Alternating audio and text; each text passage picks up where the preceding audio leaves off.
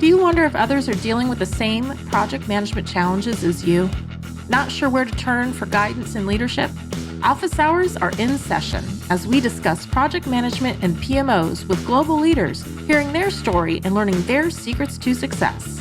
Our goal is to empower you and help you elevate your PMO and project management career to new heights. Welcome back to Project Management Office Hours with your host, PMO Joe. Welcome, everyone, to Project Management Office Hours. We're the #1 live project management radio show in the U.S., broadcasting to you from the Phoenix Business RadioX studios in Tempe, Arizona. I'm your host, PMO Joe, and for the next hour or so, we'll be talking project management. We're at a special time today because we have our guest joining us from Australia, and we'll introduce her in a moment to everyone. I just want to take a moment to talk about the new global community site, the PMO Leader, which is now live. You can visit it at www.thepmoleader.com. And for the first time in our industry, there is a platform that brings together the producers and consumers within our industry. So if we think the coaches, all the authors, bloggers, podcasters, consultants, speakers, technology and solution firms, trainers who are out there producing content and helping all of us advance our careers. And we're partnering them with all the practitioners, the agilists, the project managers, coordinators, PMO leaders, strategy realization offices, the value management office, team members, stakeholders. They've never had a marketplace to be able to collectively come together and conduct business and to collaborate. So we've created it. The PMO Leader site is a global site. We went live on January 7th. We have a hard launch where we're going to have a big promotion coming up on April 2nd. And between now and April, we're adding new content. We're adding new training. We're adding new podcasts, new blogs, new technology vendors, consultants, and speakers, and more. So please join us. Become a member. We are one world, and we're forming one community. Also want to thank our sponsor of our show, the PMO Squad. They're the premier PMO consulting firm in the United States, offering PMO as a service, agile and project management resources, PMO consulting, and training for all of your delivery needs. You can learn more about the PMO Squad by visiting www.thepmosquad.com. Finally, a reminder to everyone to visit projectmanagementofficehours.com to see all of our upcoming episodes and learn about the past shows we have. We've got a great lineup coming up later this year and invite everybody to go check out our show. So for today, I am super excited. We have Amireh Amirmazaheri joining us from Sydney, Australia. Thank you, Amireh, so much for joining me today. My pleasure. Thanks for having me today. If you could take a moment just to say hello to the audience and introduce yourself to them so they can get to know you a little bit better. Hello, good morning from Sydney. I think it's going to be good afternoon the other side of the world, or good night in the other side of the world. It's a huge pleasure to be in Joe's show for me for the first time. And I hope you guys will enjoy the show today. I have a lot to share with you. Yes, I am eager to hear your story. So let's talk project management. You know, we got introduced, I don't know, and had a conversation maybe a month or so ago, and I was fascinated. I didn't know you very well. I had seen you on LinkedIn and social media and some of your posts and all that stuff. But as we had our conversation, I was fascinated by your journey, your personal journey that you've taken. It's quite the story. Can you please share with us and let us know all that you've gone through? Sure. Thank you, Joe.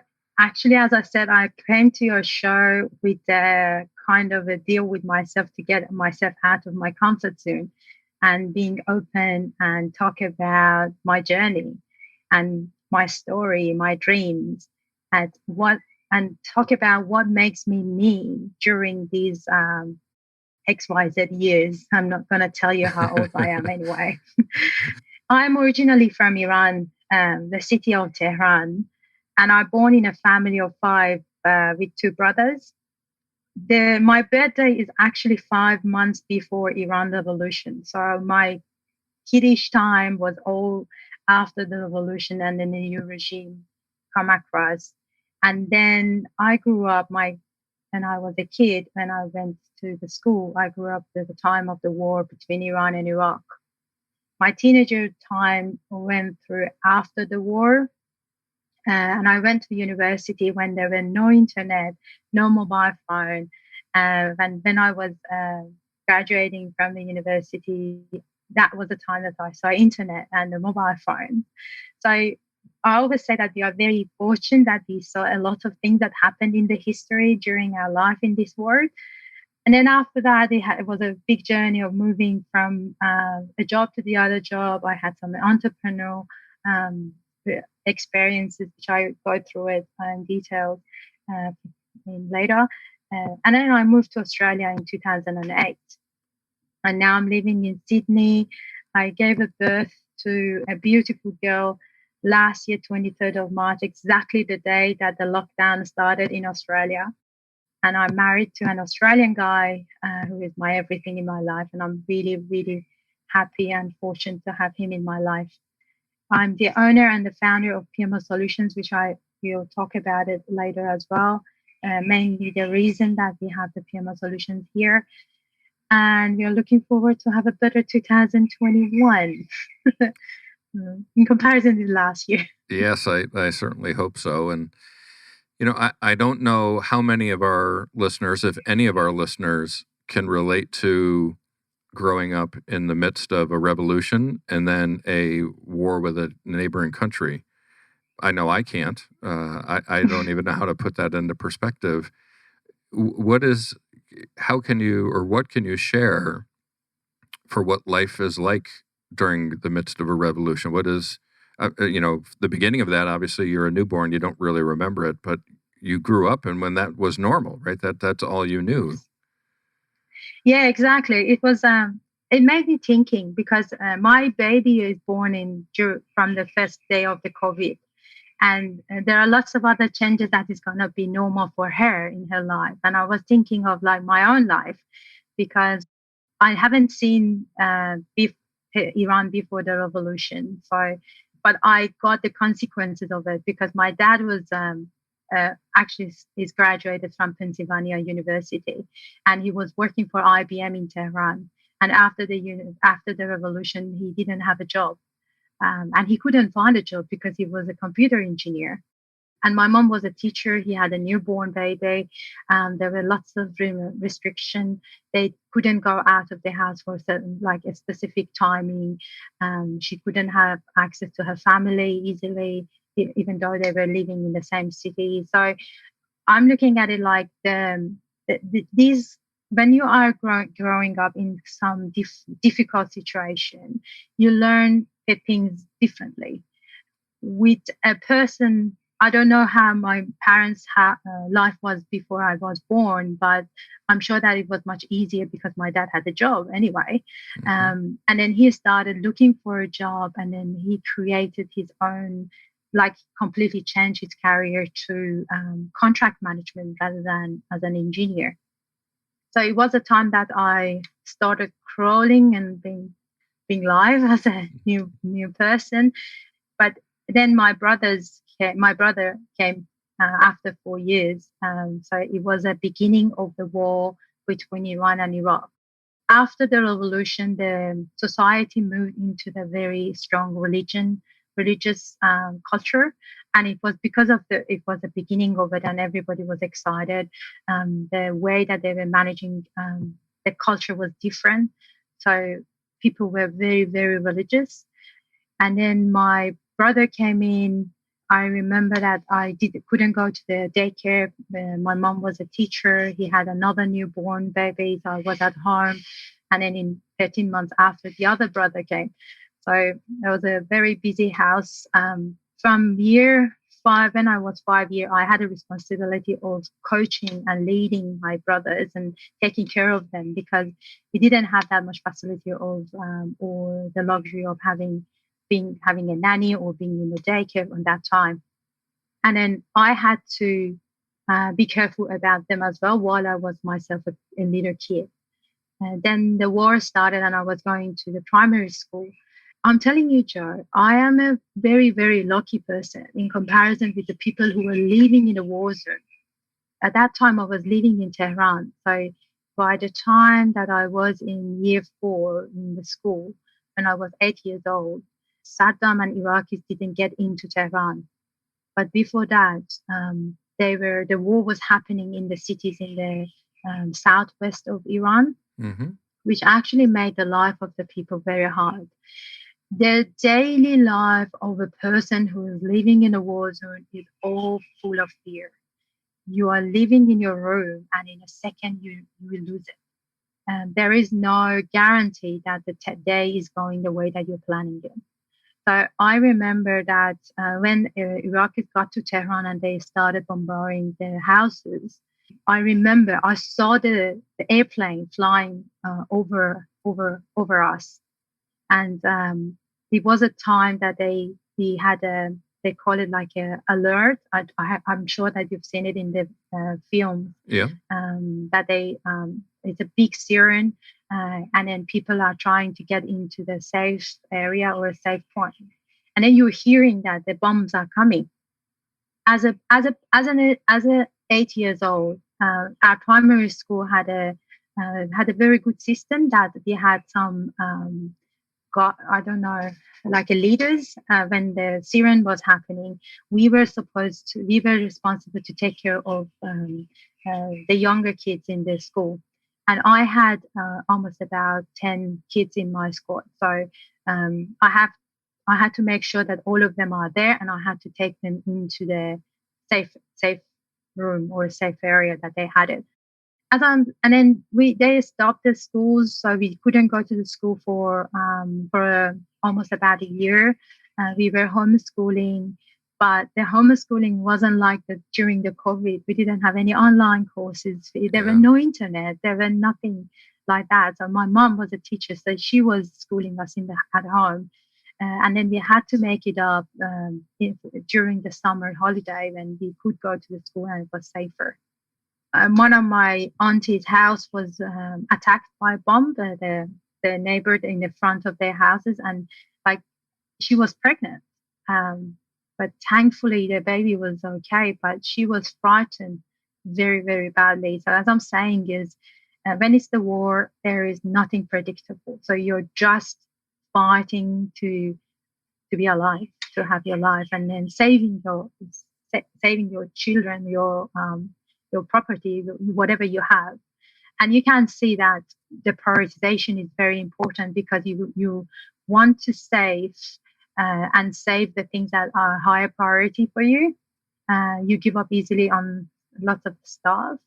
This situation connects people together strongly because all of them are in the same situation, so they feel each other much better and they connect to each other better. When the bomb is coming, there is no time to say it's a woman or it's a man, it's a black or a white. There is no time. You are just trying to survive in the situation. So it was, when I'm looking at it now, when I am now XYZ years old, I'm looking at it like I learned a lot. I experienced the terrible things. Now, even I really don't like fireworks. Yeah, I can imagine. It is exciting, but I really don't like it. Even in my household, we don't have any loud noise. So, there are some consequences, even though I'm saying I am a very lucky person because I was living very far from the war zone. But there are still lots of consequences. And I'm seeing it in the kids now at the moment in the other countries that they are struggling with, Syria, Yemen, or any other places that there is a war. The war is bad. The war is very bad. As a person, as a human, we should stop it anyway, anyhow, with whatever we can. We should stop it because it's not only this generation, it's a future generation that's getting the consequences. So that makes my reason for life, for stopping the war, stopping this kind of wasteful, useless things that are happening between the people by educating them. Because I believe that if people are educated, not going to the school, not going to the university, but being aware of how to choose between good and bad, the war would not happen.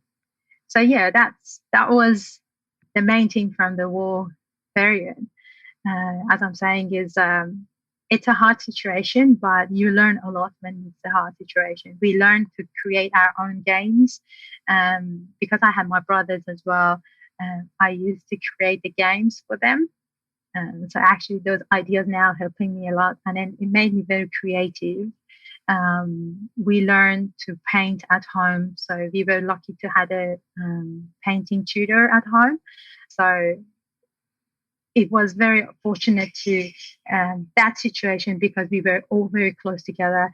It's actually embraced the innovation and creativity to us, to learn how to use a towel and like entertain ourselves for 3 hours with one towel, Well, So, you can see the different influences of that time of your life. Your father obviously becoming entrepreneurial, and now you own your own company, and your mom as a teacher, and you coach and teach others on how to do things. It's to your point, there's a horrible situation that war should, of course, be avoided, and the human impact of that war. yes. But you've been able to take a bad situation with personal character growth and development, be able to use that now in your professional career. Also, we've had Elise Stevens on the show previously, and she talked about her Celebrating Women in Project Management initiative. And again, right, wrong, or indifferent, the perception that me as a white man sitting in Phoenix, Arizona in the United States has about women in the country of Iran. Iran was a very progressive country before the revolution, but a very restrictive country after the revolution. What can you share of life for a woman in that situation, in that environment? Were there any learnings and takeaways and experiences that you had from that you can share? Yes, and I want to use this situation to hats off to all the women who are living in Iran, who are living in Saudi Arabia, who are living in the restricted countries, and they don't give up. They fight and they believe on their values and still moving forward and then sticking to their values and fight for it. Now, I'm telling you, it's not easy to be a woman in Iran because even the rules are not with you. This is very hard to move the ladders in the organization to be like a manager or a director. We had very, very ups and down situation. When I started my career, I started as an engineer, system engineer in one of the universities. And then when I moved to the oil company, which I had a very good manager, which I really like. I named him. He was Mr. Mortazavi. He was a young person. He's a guy from Sharif University, one of the top universities in Iran. At that time, because we were all young, we were empowering each other. We were helping each other to move forward and growing up. And I promoted to IT manager at that time for that oil and industrial energy company. But what happened after Ahmadinejad was a president? All the managers from the top layer was sacked, and one of the women were target for it. And they sacked me because you're a woman and you're young. But it's not easy. It's like you have to have a job in the street, even though if you don't choose it. It's the culture. In terms of the culture is not so strong in terms of supporting women. But now I can say that women in Iran now are moving forward. They are presenting their values. We have lots of successful women from Iran. I can name you Mona, Hannah, Azar, all of them. Hats off to all of them for all of the efforts that they've done to show that it is happening and it is possible. And there are lots of women still in the jail in Iran because they raise their voice and they fight for it. Well, also, let's add your name to the list of strong Iranian women to salute, because here you are giving voice to all of them. They may not have that voice today, but here you are live on a global platform sharing your story to make sure that their lives and those who come after them will be better. So thank you for sharing that. Thanks for giving me this opportunity. So let's fast forward to 2008, and you come to Australia. Yes. And eventually you start PMO Solutions, your own company. I mean, how did that? Was that an accident? Did you intentionally set out to start your own company? Why did that happen? That's a good one. When I came to Australia in 2006, I came from a very Western culture to from a very Eastern culture to a very Western culture. Everything was different. I came over here when I was young and I was new to the country. I had a very good plan that I'm going to do this, do that, go there. And then when I came over here, I said, oh no, none of those plans is going to work, because I had a very good name in the industry. When I was in Iran, I didn't need to present myself or send a resume to anywhere. Now I came to a country that nobody knew me. The language is different. Even the side of driving is different. So everything was different, and I was by my own. So that was hard. Like even I remember I was in a Newcrest project. Before I go there, I tell you how I found a job. When I was in Iran, I was working for Primavera Australia. Okay. And then when I came over to Australia, Primavera Australia, they advised me to, Primavera Global, they advised me to Primavera Australia. I have to say thank you to Mr. Farahani to introduce me to Primavera Australia.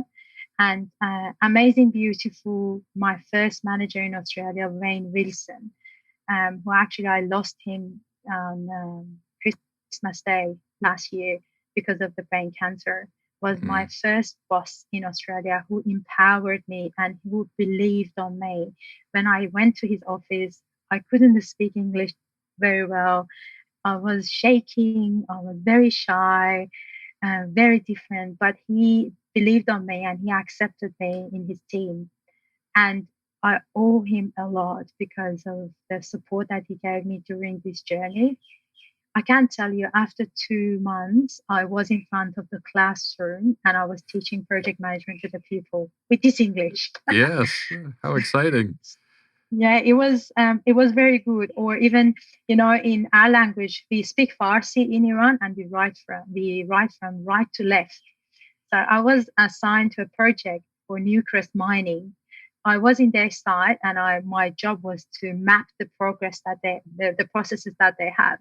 I mapped the process from right to left, and I presented them to them. Yes. Yeah, and I presented them on the board to them, and then they were looking at me and looking at the board, and they couldn't understand what I'm talking about. And they said, "But it should start from left to right." And said, oh my God, I'm sorry. So the adoption timing is very different. Or they were doing some explosion, and I was sitting in the side in one of the connects. And because one of the disaster in Iran is earthquake, and they teach us when the earthquake is happening, you should jump under the table. So they did the explosion, the connects started shaking, and I jumped under the table. And they were looking at me, what's going on with you? You're still there. You're still, your mind is still, it's all that I'm going to use a point like change management. It's all about changing your mindset, thinking English, acting English, and learning about the environment that you're in it. I started teaching to people, and my English wasn't that good to convey the message. But because I had a lot of teaching experience back to my own country, especially before I go to university. My dad didn't let me to go to any preparation course, so he told me, if you want to learn, start teaching. So I started teaching to learn more, to get to the university. So when I stood up in front of the class teaching project management, I knew the content very well, but I was thinking about the way that I can convey the message. And because I do watercolor and painting, so I started using painting to convey the message to the people in my class. And it created lots of fun and engaged them a lot by creating like a scribe board and bringing some funny characters on the board. So these kind of like ideas of coming, oh, there would be another way of teaching. There would be another way of presenting. There would be another way of doing the stuff. There would be some other way that you can simplify the things. Made me thinking of why don't you create something or the opportunity for the other people to do the things in another way? So when I was working for Sydney Water, I started reading the books and changing my mindset from an employee to the business owner. And then when I was prepared, I started PMO Solutions. And the reason of the PMO solution is I was looking at independency. I was looking at bringing some new idea and another way of working. Because as you know, project management is project management. I don't know how much you can say, oh, project management is that or do, but the thing that makes us different is the way that we do the stuff. Like the basketball, the rule of the basketball is still the same. So you cannot carry the ball running on the court, or the points that you're getting are still the same. What makes the players different is the way that they play the game. Yes. And I'm using that terminology for project management and PMO as well in PMO solutions. Hey, I've got that same mindset. Obviously, I started the PMO squad, and it's the same thing, right? As we're all, let me say it a different way. I'm speaking at PMI Phoenix in a couple of Fridays about project management and comparing it to making a pizza. Because every pizza that you order from a restaurant is unique and is made per order, and just like a project is. And you have to make the dough and then get the cheese and then get the toppings and you have to cook it.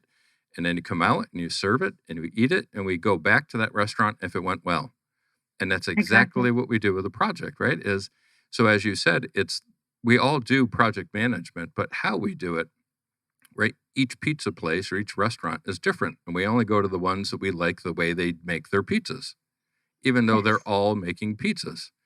So it's the same with our project management consulting firms, right? We're both doing the same thing.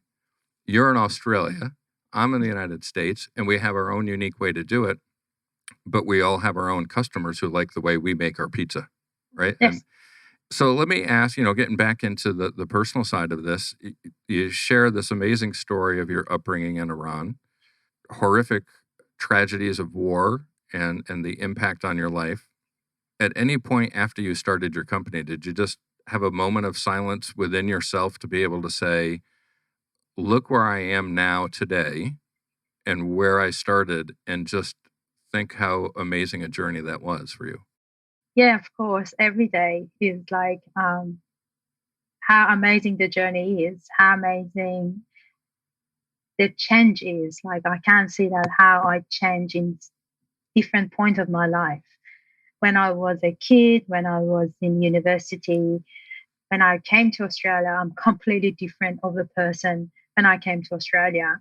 When I'm married to Australian guy, and now when I'm a mom, very different journey. Yeah, I'm proud of it. I'm not saying I've done a very specific in comparison with other women who are actually doing a lot of good job. I see myself as a very normal citizen, but for myself, that journey was very amusing, and I'm happy with it. I'm very proud of PMO Solutions. The people who are working in PMO Solutions are making it better. We had very good consultants, very good crew that working with us. And then the way that we are working is interesting. As I mentioned, that is a fusion of art, technology, and PMO. Which, yeah, I was listening to Billy, and then Billy is bringing music to project management. I was just And I was about to like, say that. You took the words right yeah, out of my mouth. Yeah, it's just another way to approach it. So, yes, tell us more about this art in project management. yeah, it was, and I was listening to Billy and said, well done, Billy. I have art into project management, so we should have a chat. As I said, because I came to Australia and my English wasn't that great. For teaching people in the classroom and being a very good instructor, I used my art side of my life. And that is all the credit to go to my dad, because he believed that you should have not only educational aspect, also art aspect and the sport aspect. So, as I said, I do watercolor. So I learned how to describe and describe the things for the people to make it easier. Have you ever seen that describe boards? Mm-hmm. Yeah. Yeah. So we use that technique and the cartoon technique for delivering the services. Like, for example, for one of our clients at Bendigo Council in Victoria, we designed them a roadmap for their PMO, and we created a poster as a cartoon poster to giving it to the PMO people, and they used to that poster to communicate with their stakeholders to show them where they are, where they're going to be in 6 months, and where they're going to be in 12 months, and what are they targeting. We created characters in the cartoon that they are lost in the jungle. Everybody is going somewhere, and then in the 6 months they're all around the fire. So we created the story with that poster, aligned with a very structural roadmap that we created for them. And also we add technology into it. This is all about how we are doing the things and how we are delivering the service, how we are designing our service. So I have two arms in my team. One arm are the technology people. So I have developers to come in to the business and then find out how easy they can make the life of the project manager or the PMO people to automate or digitalize the way that they do the job. Like, even it's coming from a very simple structure formulation in Excel spreadsheet, or writing a mini application or a machine learning suite to learn about what they're doing and then give them the information. Mm-hmm. We mix this together for connecting both of these sides into the good knowledge area and the professional experience in PMO space. So that is actually why when the art came into the picture, then I started teaching, and my English wasn't that good. Yeah. I think it's fantastic. Project management isn't necessarily thought of as a creative profession. It's more technical in mindset, but the reality is, right, every project is unique. So we should be having a creative way to go through, even though we have a consistent process usually, there has to be a creative approach to it, because if we treat all projects the same, we're probably not going to get very good results on those projects. So I love to hear, Billy Mwape talking about music and project management, and you with your art and project management. It gives me creativity to think, what can I be doing to try a different approach? Maybe cooking. That's right. Pizza. The pizzas. That's right. Well, yeah, we'll create the Project Management Culinary Institute or something like that. So every milestone you are meeting, you're gonna order something like the milestone initiation milestone, pizza. The finalization milestones are all cakes and celebrations. Yes, let's have some ice cream. That sounds good to me. Ice cream milestones. So another thing that has impacted all of us globally in 2020 and still now is COVID, of course. We have some horrific COVID numbers in the United States, and I know Australia's had some fairly rigid lockdowns because of COVID. But what has been the impact to the PMO there in Australia because of what's happening with COVID? I should say good on Australian government in managing COVID for last year, but almost about 600,000 Australians lost their job in April 2020. The highest unemployment they projected was around early March, April in Australia, which was it was a big impact into the society. Based on my studies, because I did, regard to our discussion, I did some research about finding out how COVID impacted the workforce in Australia. And then I've been moving to the PMO space for sure. But it shows that 1 in 4 Aussies are unsure they have the skills needed for the workforce of the future. So there are people that they are changing their career now. Almost about 23% of people think that they are not fit for the future jobs. 28% of them are learning a new skills, and 11% are already using time at home to learn something new. I could see that there are lots of new businesses are rising, and people are trying to set up their own businesses as well. And 17% are eager to learn skills to progress their career. So they are getting lots of different skills set up, like lots of different roles are coming. But the top in demand skills are innovation and creativity, digital and data literacy. It's now very important, as you know. If it wasn't COVID, as Billy said, we weren't connected like this, right? Yeah. The other thing that emotional intelligence is coming to the picture more stronger than before. Constant curiosity and adaptability is very important. This is some of the things that the PMO can create and embrace in the business, like critical thinking, visual leadership, and storytelling are the new skills that people should go and learn, especially visual leadership and storytelling for PMO people, because at the end of the day, PMO managers and the PMO leaders are the people who are creating the culture, who are enabling success in the business, and they are leading the business to achieve their goals. It's very important to learn how virtually leading people in this journey after the COVID, because people are now experiencing a lot of ups and downs.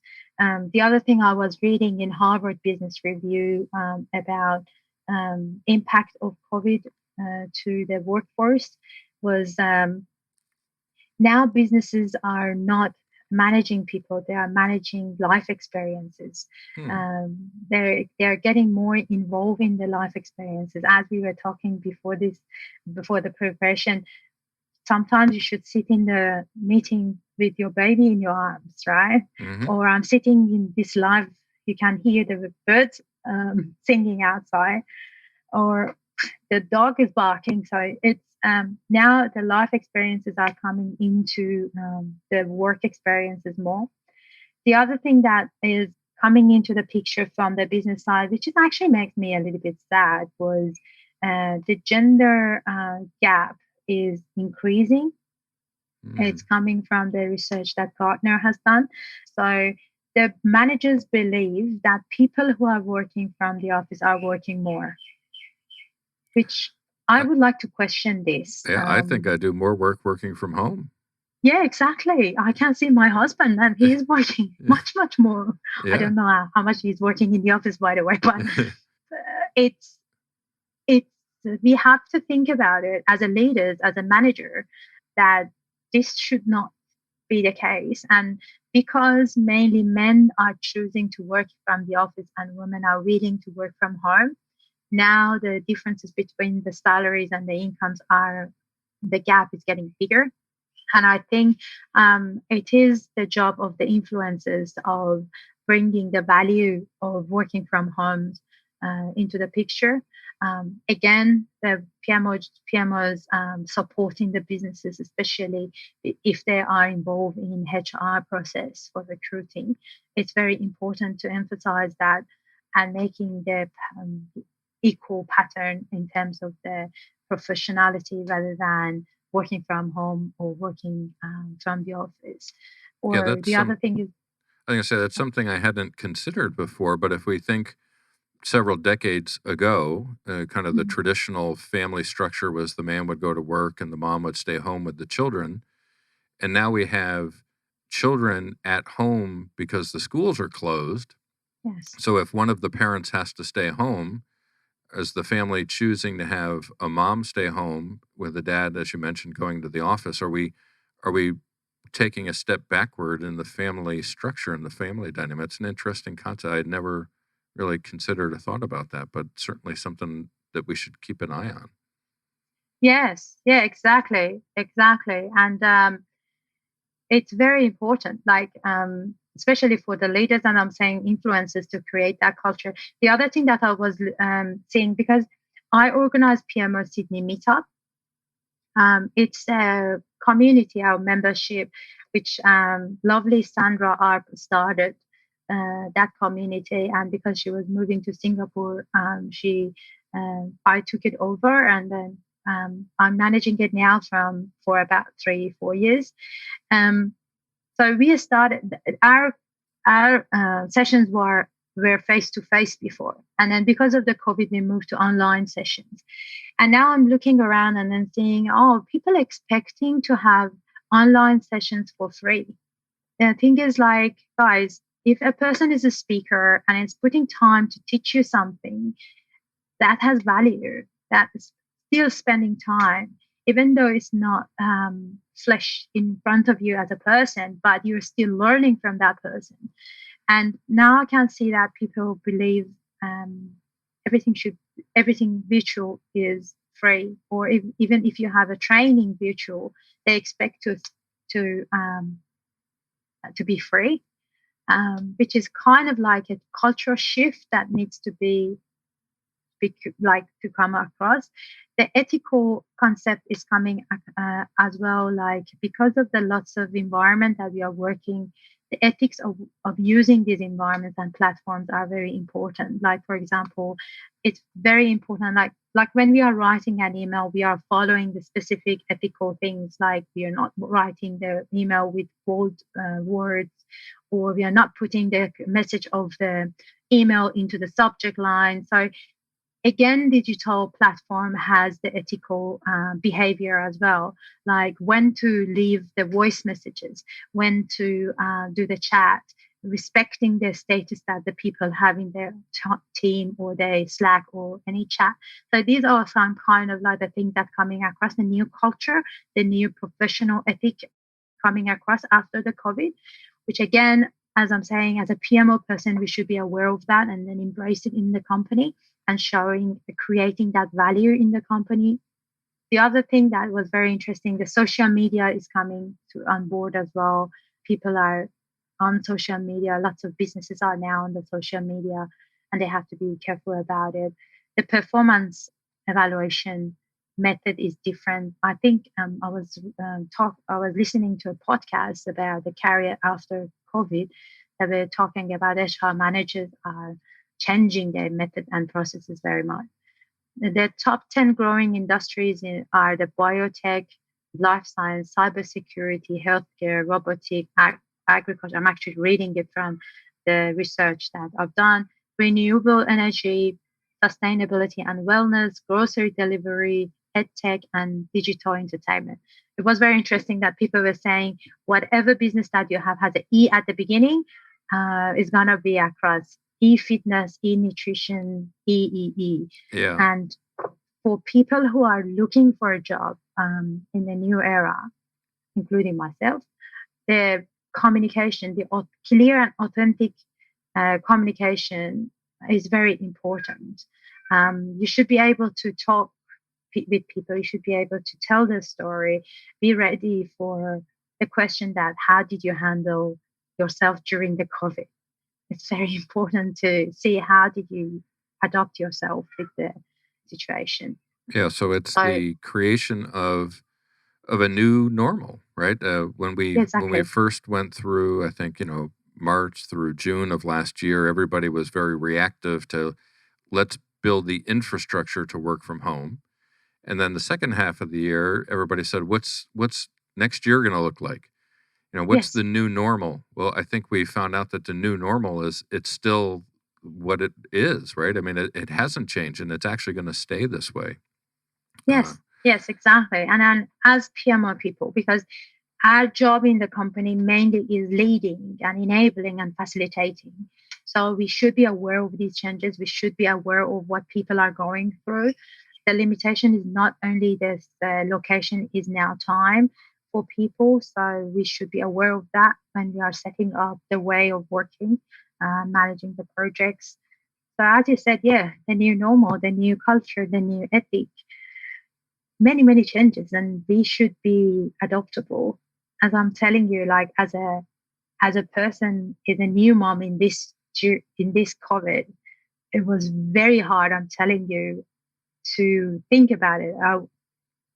The week before delivery, I was a business owner who planned the business based on whatever was going. And then I delivered a baby. I have a newborn baby in my hand. I have no clue without any instruction. I have 4. Everything is different. Welcome to that world. Where's the instruction book? Exactly. Where's the button? Yeah. That they said there is a button we can put them to sleep, right? So for me, it was kind of a big shock of having a new baby, being a mom, and having a business that is going through this situation. We lost 5 projects because of COVID. The strategy change, but we were lucky as well of getting 2 projects during this timing as well. But as I'm saying, like, is very different. So we have to read, we have to trust the statistics and learn how we can help the businesses to be better and achieve what they want to achieve as PMO leaders in this time.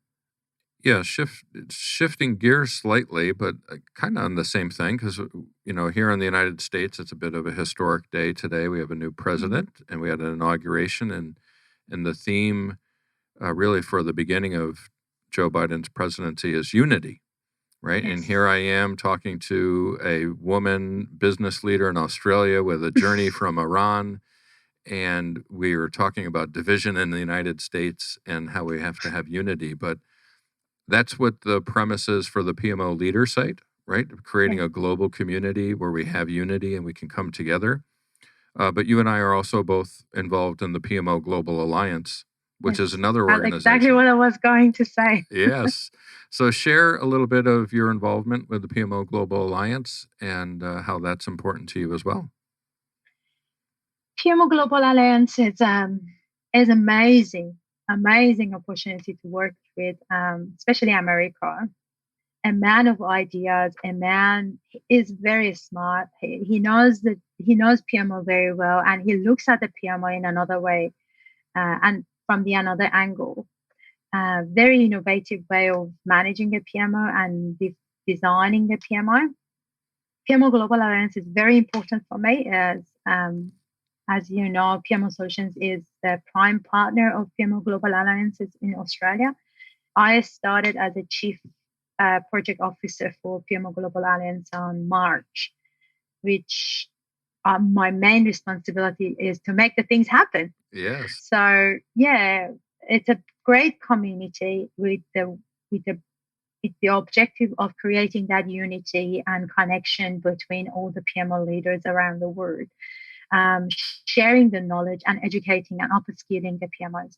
And as I can see, the values are very aligned with each other, because I have the small community in comparison to PMO Global Community, Global Alliance in Australia. So I can connect them into the other people around the world and learning from other PMO professionals around the world. I don't know the PMO manager in a gas company in South Africa, what kind of challenges that person is going through. Or I don't know if you did the judging for Ukraine. Oh, yeah. PMO. I really love their story. Like the way that they are defining PMO in the business was very cool. So I see that the PMO Global Award is one of the greatest opportunities for people to learn from each other and telling the stories of the different companies, because PMO is not prescriptive, and you are going to a new company. You need to adopt yourself first and learn about that company to be able to help them. It's like migration. I always, when I'm talking in my classroom, I say migrants are very good PMO people because their adaptability is very high. And the first thing that you do when you go to a new country to live is learning their language. So when you're going to a company, you're learning their language. And PMO Global Award is creating that opportunity that you learn the language of the different businesses through the case studies that you're judging, or the other opportunities that they have, like a PMO CP as a PMO certified practitioner. And I can say the value that the PMO Global Alliance is adding to the PMO community is amazing. Like connecting people from different parts of the world together and making that unity. And I can see that the amazing job that Laura is doing, the amazing job you are doing, Elise is doing, all of these efforts are all the same, going to the same point with PMO Global Alliance, with AI PMO as well, like to knowledge, to upskill PMO people, to help them to learn more and to help them to share the knowledge and experience. That makes PMOs better. Look at it like 9 years ago when PMO was in a very, very start point. It was an administrator in the business. Now we are talking about the PMOs are involving in a strategy decision making. So how did it happen? It happened because people are sharing their stories, they're sharing their knowledge, they're sharing their experiences with each other. Like Andy Jordan is one of the great guys in PMO space. He's sharing a lot of his knowledge. Peter Taylor, Philip, these are Fatima, these are all good people that are coming and sharing this. And PMO Global Alliance is creating that platform for it, which is, I really love it. First of all, I enjoy working with America a lot. It's actually the best time is when I'm working with him. He doesn't have enough energy, though, right? He needs to get more energy. Our board meeting is 11 p.m. in Sydney time. So they had me in a meeting sometimes like completely destroyed. So I was thinking, you know what? I came here, my baby's just sleeping, and she's only sleeping during the board meeting. And after that, I have to feed her and then going again through the process. But I loved it. I always love it.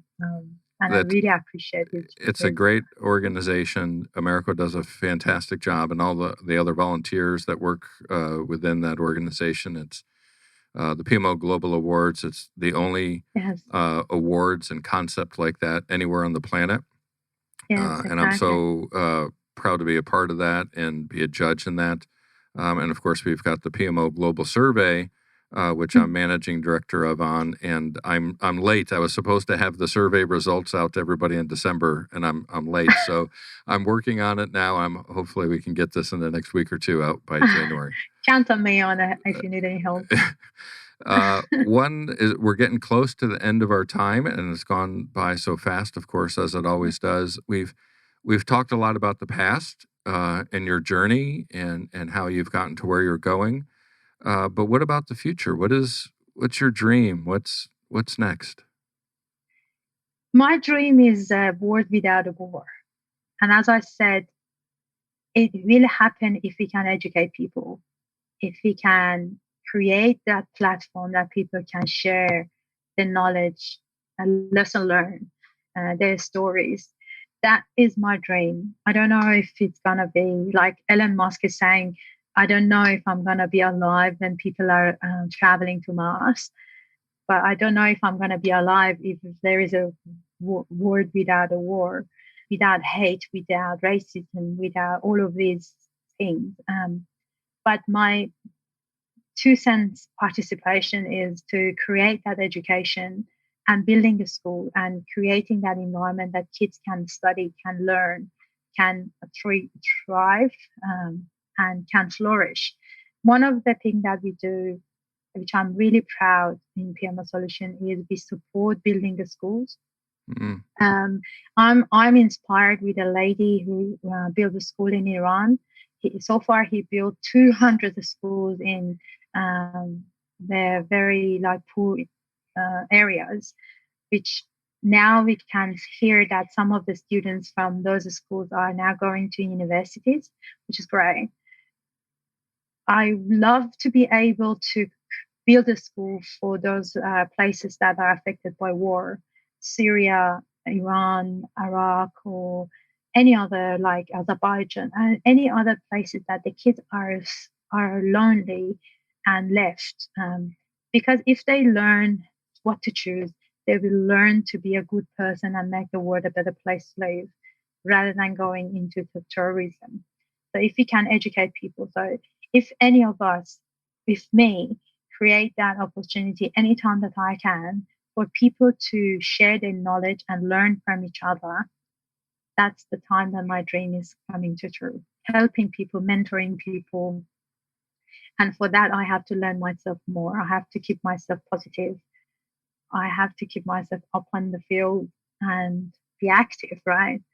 I had my moments after the birth, after Jasmine's birthday, very downtime, very unmotivated. I got lots of rejection in the job. So I was like, you know what? I'm just don't care. I want to close all the doors in the world and be with Jasmine alone. But then I was thinking, like, come on, you can do something. You're still living, right? You Yeah. still have the fortune to live. So yeah, the dream is to make the world a better place to live. It sounds a little bit Well, it is, but it's John not. Lennon wrote a song about that one day, and if we can imagine a world with no wars, and I Exactly. think if to get enough people who are dreamers and believers, that we could make it happen.